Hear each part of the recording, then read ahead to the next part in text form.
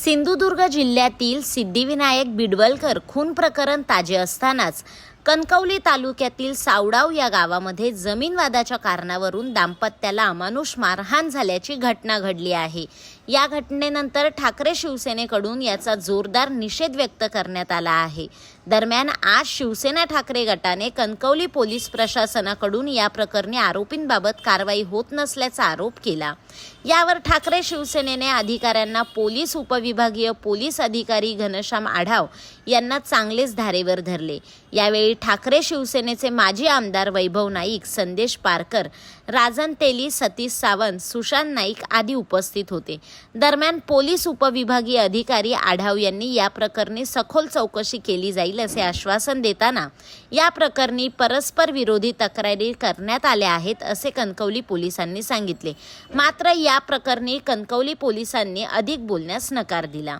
वैभव सावंत, नैना सावंत यांना जी जीवे मारण्याची धमकी आणि त्यांना जी मारहाण झालेली आहे, नैना सावंत यांच्यावरती जो काही अत्याचार आणि त्यांचा जो विनयभंग झालेला आहे, आज 6 दिवस त्या ठिकाणी झालेले आहेत। आज दोन्ही या ठिकाणी वैभव सावंत, नैना सावंत हे जिल्हा रुग्णालयामध्ये उपचार घेत आहेत आणि पोलीस प्रशासनाची भूमिका ही अत्यंत बघायची भूमिका आहे। आज याच्यामध्ये जे कलम लावलं गेलं पाहिजे, 307 लावलं पाहिजे होतं, यामध्ये 307 कलम लावलेलं नाही आहे। आरोपी मोकाट फिरतील। ज्या 112वरनं फोन करण्यात आला, 112वर फोन केल्यानंतर पोलीस प्रशासन त्या सावडावमध्ये गेलेलं होतं, पण त्यानंतर ज्या आरोपीचं नाव 112वरनं सांगितलं गेलं तो आरोपी पोलीस स्टेशनला, या 4ही आरोपी या ठिकाणी पोलीस स्टेशनला दारू पिऊन आलेले होते। नंतर पोलिसांनी त्यांना ग्रामीण रुग्णालयात त्यांची खोटी क्रॉस कंप्लेंट घेण्यासाठी त्यांना इथे आणलं गेलं। पोलीस स्टेशनला त्यांची मेडिकल करण्यासाठी पोलिसांनी पाठवलं। साधारण ज्यावेळी 112वरती अशा प्रकारचा फोन जातो त्यावेळी निश्चितच ते जे काय आरोपी होते त्यांना त्या ठिकाणी पोलिसांनी थांबवण्याची गरज होती आणि पोलिसांनी या ठिकाणी 307 न लावता आज या ठिकाणी त्या महिलेवरनं विवस्त्र करून तिला जे मारहाण करण्याचा प्रयत्न जो झालेला आहे, एकंदरीत त्याचे साक्षी पुरावे आहेत। त्यांच्या मुलाजवळ जो मोबाईल होता तो मोबाईल सुद्धा त्या ठिकाणी त्यांनी चोरून नेलेला आहे, तो सुद्धा पोलिसांनी अद्याप जप्त केलेला नाही आहे। त्यानंतर त्या महिलेचं, नैना सावंतचं मंगळसूत्र सुद्धा खेचून नेलेलं होतं, ते सुद्धा पोलिसांनी मिळालेलं आहे। अशा प्रकारची बरीचशी कलमं अजून लागणं आवश्यक आहेत। वेगवेगळ्या कनेडीच्या राड्यामध्ये कोणत्याही प्रकारची दुखापत नसते वेळी, कोणतेही रक्त आलं नसते वेळी राजकीय दबावाने त्यावेळी आमच्या विरुद्ध त्यावेळी 307 लावलेलं होतं।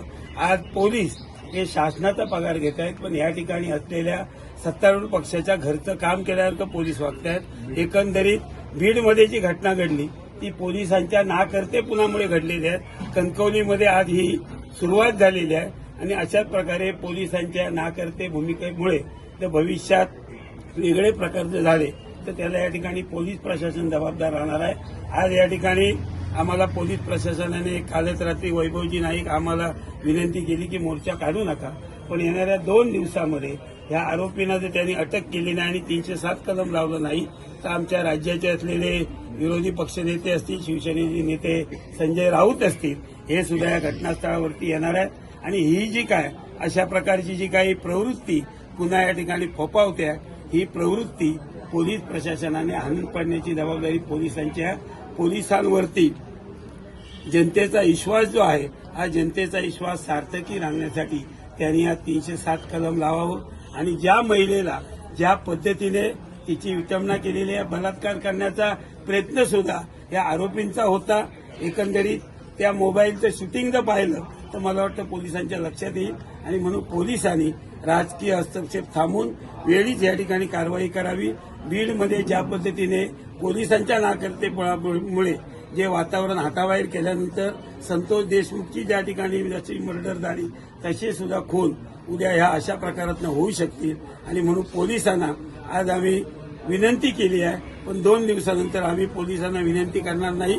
कायदा हातात घ्यावा लागला तर त्याला पोलीस जबाबदार राहतील।